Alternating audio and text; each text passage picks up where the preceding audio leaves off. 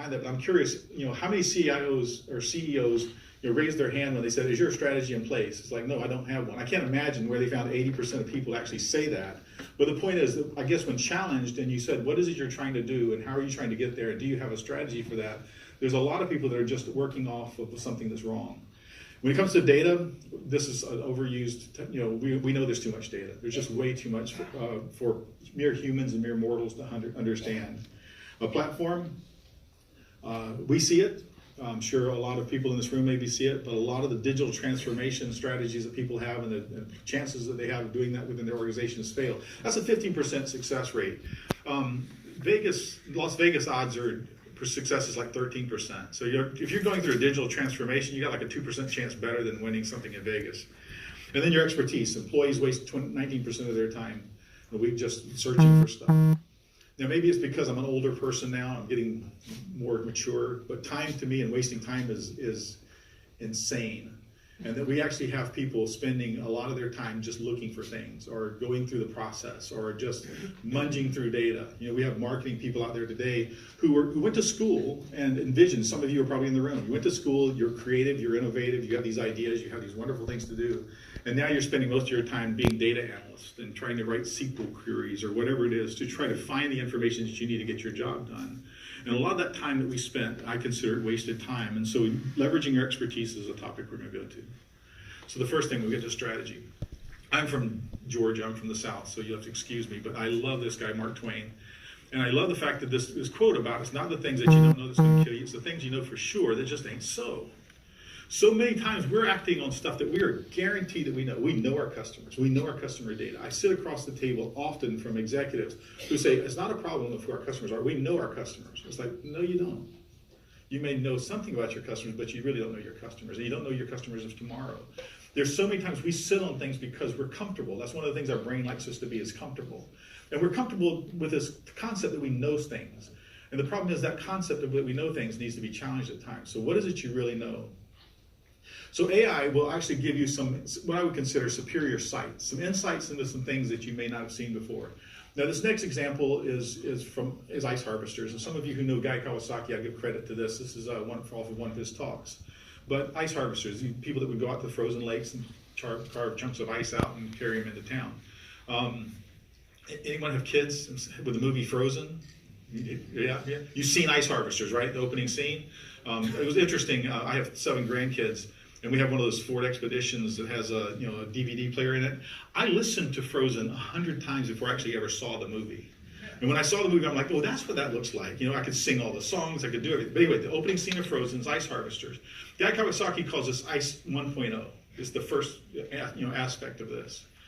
Along came someone who said, you know what, we actually have machinery, we have freezing machines and whatever. We can actually take water and make ice out of them, and they're large and big. So we'll make these things called ice houses. And that gives us ice in town, in places where maybe even the weather is not conducive to ice, but we can produce ice called ice house. And that's ice 2.0.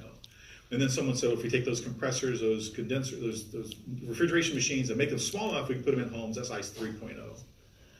What Guy pointed out, and what I think is remarkable, is that there's no ice harvesters companies who ever became ice houses and no ice housing company that ever became refrigeration companies. Is because of what they were thinking about. What do they know? Well, I'm over here in the ice harvest business. I know that what I need is sharper saws and better sleds. That's what I need. That's what I have to have. And they weren't looking to what is my goal? What am I really trying to do? And what you're trying to do is actually deliver frozen water economically to people in their homes. And if they thought that way, they might have made that change. And if we look at some of our strategies that we have in place, we're challenged by that. I'm not going to go through the process of naming the Kodaks and the Blackberries and the others of the world who actually missed on those opportunities. But the idea is that we have to look individually at our own strategies, as small as they may be or as big as our aspirations might be, and try to understand how can I possibly understand what's going on to a way that I can actually affect my strategy. Because the amount of data that's out there, the amount of personal data, the amount of marketing data, the amount of information that you have at your disposal, that you have access to, it's almost incredible to even fathom. And the point is, how can I possibly use AI to get those insights, those things I need? Well, within IBM, we actually have embedded AI into a number of our products, and one of them gives us marketing insights. And from the marketing insights angle, it allows us to do things like, where are the customers? Where are people like you? You're a customer of Myers. You seem to be loyal. I can reach out to you. I can touch you. But the question is, who are other people like you? And what does it mean to be like you? Does it mean to be in the same social economic status? Does it mean to be similar in geography? What does it mean to be like you? We can look at things like even like the weather. What's your tendency to buy certain things based on the weather? And where might I reach my next customer based on those kind of aspects of data? This is probably one of the busier slides you'll ever see from me, but this is the API for marketers. And anyone ask a question about any one of these APIs, I will kill you. No, I will send you to someone who does know. In fact, we have a kid, I forget his kid's name, but he's like 14 years old, and he writes code on Watson. And he spoke at a conference that I spoke at not long ago. He was on stage and he was talking about queries and language and Lisp code and all kinds of stuff. And then I get on stage following him. And I said, if you have any hard questions, I got this 14-year-old over here who can answer for you. So I'll find somebody to answer your question if you have one. But here's the different areas that you can actually use Watson. And there's some pretty incredible things here around even visual recognition, language translation, other things that you can begin to look at and say, if I had that capability against this piece of data, what might that do for me? Last week, I was at a conference in Nashville called Story. And it's a gathering of storytellers. And we talked about how cognitive can help creatives and how we can take large bodies of text and run it through personality insights to understand what is the person who wrote this? What would that tell me about the person who wrote that? Or maybe some analytics around the types of words that people use in their Twitter feed. Can you imagine that? As to what type of person might this be or what are they coming across as? So it helps us in all kind of areas to understand what our message is. You take your email campaigns, you run them through and say, this was a successful campaign. What was the tone? What was the analytics on this, the tone? And how might I meet that for my new campaign? So these APIs are here. And for those of you, I talked to someone earlier who was talking about just getting into this. This is one of those things you can actually play around with. And so if you go to ibm.com/Watson, there's developer toolkits, there's places you can go and play with it for free and mess around with it. So I would encourage you to get started because the strategy, as far as your strategy is concerned, having those insights is going to be important for you to actually see where your next customer is going to be. The second piece of this is data. Data is becoming, data is the new currency, data is the new whatever. The point is that we have so much of it, and someone actually tells we have too much of it, and I question that. Can you ever have too much data? You may have too much for you to actually control or manage, but is that even possible now? With AI, the more data, the more voluminous of information that you can get to, the more things that you can put together. And in the past, we've always limited ourselves. I call them intuitive fences. We have these fences that we build based on things that we know, back to the Twain quote. And one thing I know is that if I have lots of data, it's hard for me to put it together. Or if I have lots of data, it's hard for me to find the common points. Well, the great thing about what we're doing with AI is the AI can find those common points for you. So it's not a matter of you having to go through and manually find all those things, but AI can often find those relative points and help you build the basis on which you will ask questions. So this will give you a certain amount of strength. Strength that you currently don't have. And I know the Darwin quote says it's not the strongest that survives, but believe me, having strength is not going to be a problem for you. I mean, it's going to help you in the way as you adapt. I don't know how many of you are from New York, but I'm from Atlanta. Traffic's bad in Atlanta, but I drive in Atlanta. I'd never drive in New York. Okay, I'll let you know. I'm gonna ask you to do me a question. I want you to visualize for a minute that you're in your car and you're going to go to your work. Okay, or let's put it somewhere further, maybe an airport, someplace away from you, and you're going to have to take some busy intersections, some highways, and some freeways and whatever. Before you get in that car, I'm going to take some black tape or film, and I'm going to cover every window in your car. Every window, every backup mirror, every camera, everything. So you can't see anything outside the internals of your car. Then I'm going to take a little X-Acto knife or whatever, and then I'm going to cut away little gaps here or there and whatever, and give you about 20% view around you. And now I'm going to put you in your car, and I'm going to say, now go wherever you need to go. Go to the airport. Go do that.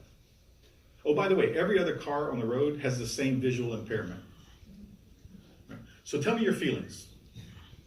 A little anxious? What's that? I'm listening. Oh, it's just terrifying to think about that, right? I mean, my wife is not comfortable in heavy traffic. And so yesterday in the cab coming from the airport, she sat next to me and held my hand. And when I got to the hotel, my fingers were like blue because she just squeezed them to death, right? And truly, it was one of the best rides I'd had in New York City. So she should have been on a bad one. The point is, the angst that you would have, how can I possibly make it to my destination? How can I possibly get there without just maybe driving slow? But now I'm going to tell you that it's going to be raining, and I want you to get faster. You need to get there quickly.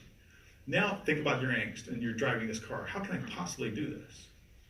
Well, what I'd like to offer you is that 80% of the businesses in the world are driving their companies like this. They're looking at about 20% of the data that they have actually access to or rights to. They're driving their business looking at about 20% of what's around them.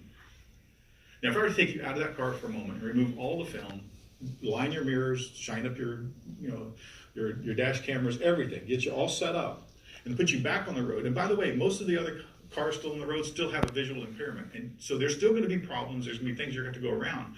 But what's your confidence level now? Hopefully it's raised a little bit. You'll be able to see things ahead of time. You'll be able to see problems that might be occurring. You'll be able to see alternate routes of doing things. You'll see ways in which you can actually use it. This is what AI can actually do for your business. It can actually give you insights that you did not have the opportunity for. Now, granted, is all of it important at one time? It's not all important. You know, as you drive a car, it's important for me to look ahead. It's also important for me to look at my mirrors. Your head's not on a swivel, but it is looking around. You're watching. That's the way you should be running your business, being able to see things without having things in your way. And AI can help you do that. Because most of the data that's out there, there's a lot of it that is available to us, things that we can get to, point of sale data, transactional data, whatever. And about 80% of it is structured stuff. It's unstructured stuff, excuse me. It's stuff that we normally haven't had access to. It's text, it's sentences, it's documents, it's tweets, it's things that we maybe don't capitalize on as much as we like to because it's unstructured and it's kind of hard for a lot of machines and a lot of things that we work with to actually run through that. So what we've been doing is we've been spending our life on this bottom part, this transactional data, product, CRM, pricing, distribution center data, those types of things.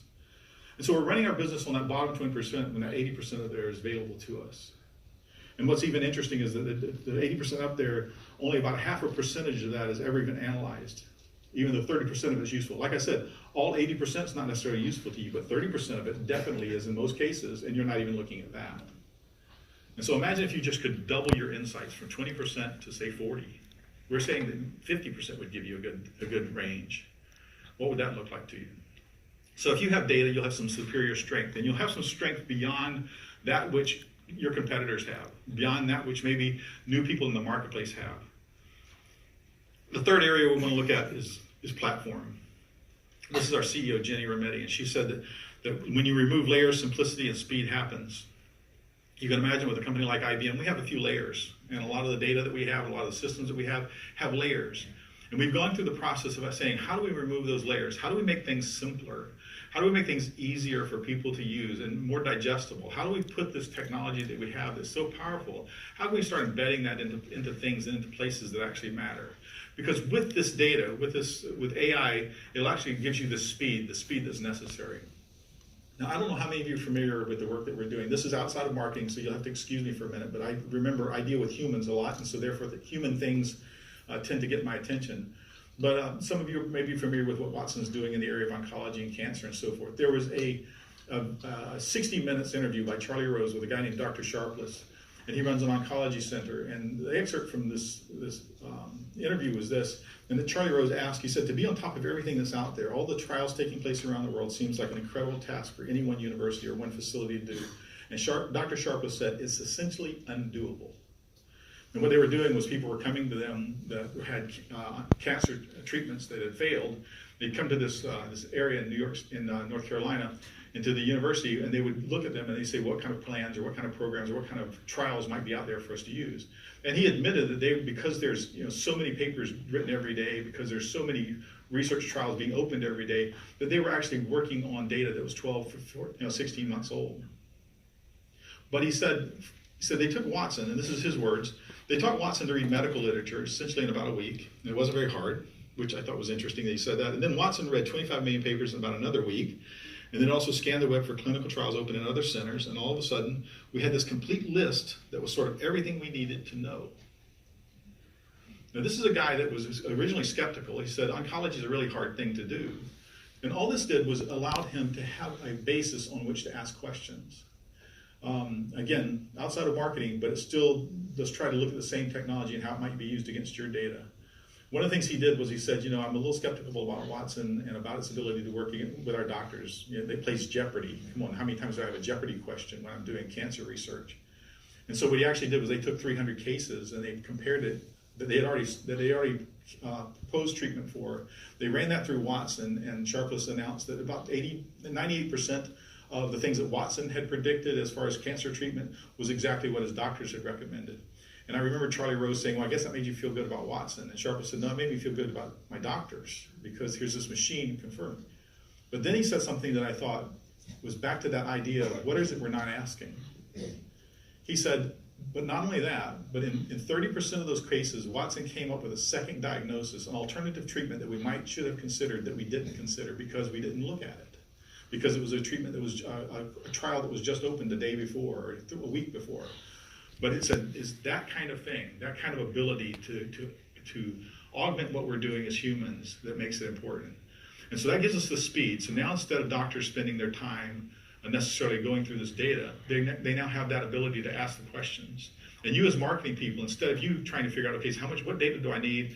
You can begin asking your applications itself. So tell me, what campaign worked really well last year? And saying it in that way, natural language. What email campaign worked best last year? Tell me the attributes of that campaign. Compare that campaign to this campaign. How will this campaign compare? Those kind of questions allow you to actually work with speed rather than having to work through the intricacies and all the barriers that you see in these, what I call these intuitive fences. And making that available in the cloud. For the gentleman I spoke to earlier this morning, you're talking about getting started, and maybe you're a small company, maybe you're a small organization. What we've done, because Jenny and IBM has done this, is we put this stuff in the cloud now. And it's available to the smallest of organizations to the largest of organizations. And so that same access to that AI, same access to those APIs, like I said, a 14-year-old kid got a hold of them and did magical things with them. And you can do them as well. So it's not beyond your reach. It allows you to actually access and speed up your business. So this will give you hopefully something that makes you more agile. And then the last piece of this is expertise. I think people are awesome. And I think each one of you probably has amazing knowledge and amazing expertise that you've learned and that you've passed on. In fact, there was a guy, forget his name now, it's The Rules of the Telecosm was the name of the book. But he wrote about how the two things that actually limit us. He calls the speed of light was one thing, because you can only go so fast. He said that the span of life is going to be a limiting factor, because as you live, you learn. And when you die, your learning's gone. And if you're going to pass that learning on to anyone else, you have to pass it on and they have to learn it. So as long as we live is about as long as we're going to learn. And I actually believe that AI may not have broken that, but I believe it put a dent in it, because now we can actually start taking AI systems that can learn your business and learn what you know. And so through AI, watching over the shoulders of workers, they can actually observe, what is it you're going through? What is it you're working on? What struggles are you having? What struggles are your customers having? What questions are being asked? How do I answer those? And you teach AI just like you would any other thing. You can teach AI, here's the way we handle this, here's the way we behave, here's the way we do, and then AI can pick that up for you. And can also help others. We do a lot of stuff in the area of, say, with the supply chain and marketing and so forth, where we say, well, here's a process, here's what we do. It can actually look at it and say, the thing that's broken right now, or the thing that's broken in your chain or in your process, it's been broken before, and here's the people who fixed it, and here's how they fixed it. I would suggest you look at this. So those kind of promptings, those kind of taking the expertise and the things you learned today and passing that on to someone else is something that's incredible. And the reason that this is different is very much because AI in the past has been very much an idea of, let's try to build a machine that thinks like a brain. And that's not what we decided to do. We said, let's build a machine that can help people in certain ways. And the ways it helps people in these areas, it observes, it interprets, and it evaluates, and it decides. The reason I show this picture is because a couple of years ago, I had an accident, and the quad tendons on the top of between my muscle and my knee on both legs severed, okay, which meant I fell down and couldn't get back up. So they had to fix those. And upon fixing those, it took me a while. I was in bed for a long time and then had to basically learn to walk again. And even today, you'll all watch me, but as I step off the stage, I have to be careful because I'm still learning some things. My legs are still learning things. So for me, when I come into a lobby like this and I say, okay, I have to observe, what am I going to do? I need to go upstairs or I need to go downstairs. I'm interpreting the data that's there. I'm saying, upstairs, easy. Right now, walking upstairs is easy. Going downstairs is harder, believe it or not. But there's an elevator. And by the way, I'm observing there's an elevator and the doors are open. So maybe that's a better case. For some of you, the decision will be different. Some of you are athletes. How many of you ran this morning? Anyone get up and jog this morning? We hate you. Okay, but the rest of you put your hand in. The point is, you've already made the decision. When you get there, you're taking the stairs. That's just the way you are. AI will learn the way you handle things and the way you manage things and interpret for them and help you make the right decisions or help you point you toward the right decisions. Because the thing we do every day is we take action. That's our jobs. We do things. We take actions. And actions that we take are based on the decisions we make. So our brain makes decisions and we say, okay, so this is the action. This is the course of action. Most time those decisions come from answers. Answers to queries, answers to reports, answers to readouts, answers to whatever. We ask questions, and I don't know how many of you actually use like analytic tools and whatever, and you ask these structured questions. But if anyone's done that and you're honest with yourself, most of us, when we ask a question of a system, especially in these systematic data kind of ways, we kind of know what the answer is going to be. I mean, it's almost like we can predict the answer. Now, sometimes it falls outside of ranges and we're surprised by that, but normally based on the questions we ask, we get certain answers. That's where we at IBM thought, well, this is probably an area that we could improve on. So is it about getting better answers? No, it's about getting better questions. Let's go back to the question area. What is the question you're asking? And how might you ask a better question? In fact, I recently worked with an education team on building a session around how do you ask better questions? And this is for young people. Because they believe the answers are there. It's just go find it, right? But the challenge is, how do I ask the right questions? And this is a chain that goes across. And so if you have a lousy question, you're going to get a lousy answer and a lousy decision and a lousy action. But if you ask the best question, if you ask a question that's intuitive, that has some insights to it, some curiosity questions. I love curiosity. I love the creative spirit in us. And I like for us to be able to ask questions that are on the fringe. What about this? What if? Right? If you could ask those kind of questions and get answers, maybe you could make better decisions and take better actions. Because again, that's back to the same way the AI works. It's about observing, interpreting, evaluating, and making those decisions. So your expertise. This will make you more valuable. And the reason I say it's making you more valuable because a lot of people look at AI and say, well, they're going to replace us. AI is going to take our jobs. AI is going to take my knowledge. Why am I teaching this machine? Because it's going to take over my job. The actual thing that AI is actually helping us do is actually make us more valuable because I would guarantee that I guess most of you right now, probably in your course of a week, spend 6 or 7 hours in email, maybe, answering email. And I'll bet your job description doesn't say answer email. That's not one of the things that you were hired to do, but yet we do it. What if you email? What if those kind of things could actually be sorted for you and said, here's the things that are important to you, here's the things that aren't important to you, based on the fact that I know you because I've watched you and I've observed you and I know who's important and who's not. I know meetings that you have coming up, so this email is more important than others. Imagine if you could have that kind of thing. Imagine if you could leverage the expertise within your organization. And so this idea of being able to take these four aspects of strategy and making you more relevant, looking at your data itself and being a little more proactive about things. Instead of waiting for things to happen, actually look ahead and say, with data, I can kind of predict here's where I want to go. So it's not just about a strategy, but it's also about being proactive and being transparent and engaged with people. I want to be agile, obviously. I want to be able to move because the markets move, my customers move, expectations move. And then last, I want to be perceived as valuable to my customers and to those around me. Seth Godin is, again, someone I love to quote, and so I will quote him. If you're waiting for a case study in your industry, you've waited too long. Okay? And that is a true statement these days. This is, as I said, this is not a technology like mobile phones. I watched a lot of businesses. I've been around long enough to see businesses when mobile phones first came out. I was like, well, I don't know if we're going to adopt mobile in our system yet. We'll wait. We'll see you guys perfect it, get it figured out, and then we'll jump on. Well, AI is not one of those things because AI is one of those things that the longer you wait, the farther behind you are. Because it's not so much about you learning about AI, it's about AI learning about you. Okay, if you hear nothing else today, think about that. It's not about you having to understand AI well enough that you can use it. It's about AI learning your business well enough, learning your situation well enough that you can leverage it within your organization.